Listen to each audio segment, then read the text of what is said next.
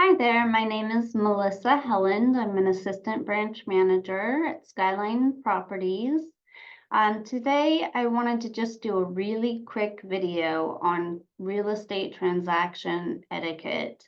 Um, I find often that buyer broker and listing brokers are not communicating in a way that could make your life much easier and the transaction much smoother as you go along, getting to the final sale.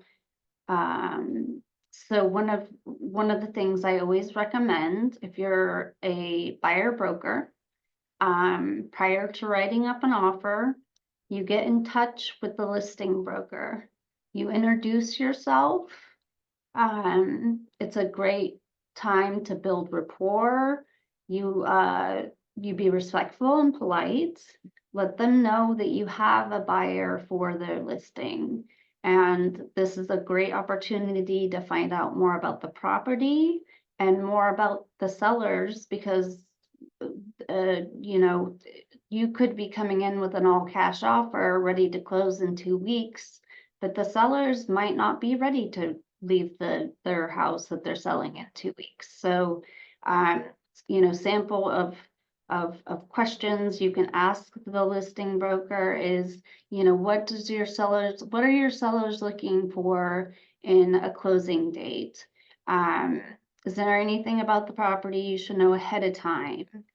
Um, have you had a lot of activity on the property? It just, you just want to open up the lines of communication. And I'm going to say communication often because that really is a key to success is communication.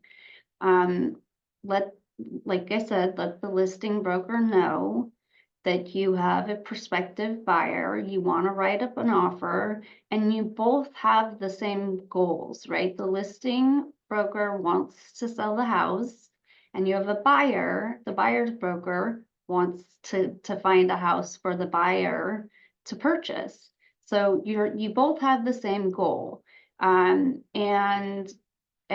picking up the phone and actually having a conversation is so much uh, easier as far as communication goes.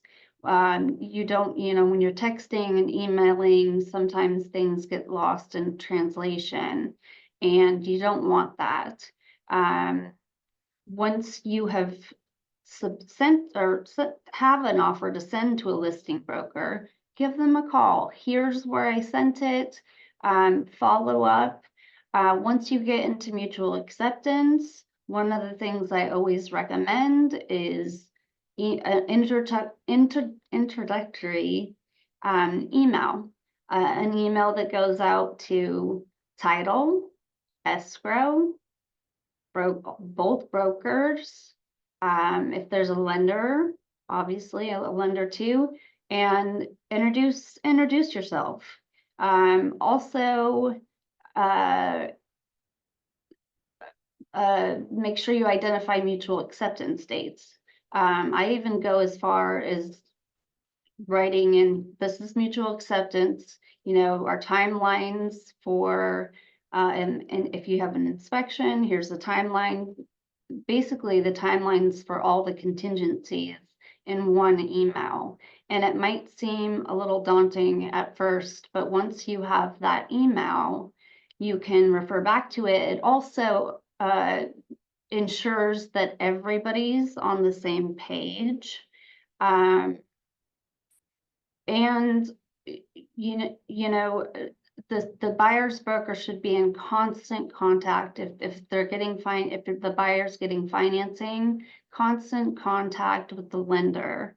And the listing broker should be in constant contact with the buyer's broker just to ensure that everything's moving smoothly.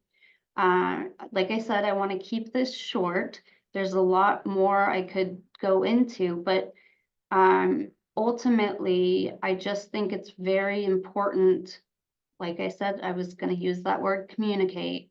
It's very important to keep the lines of communication open.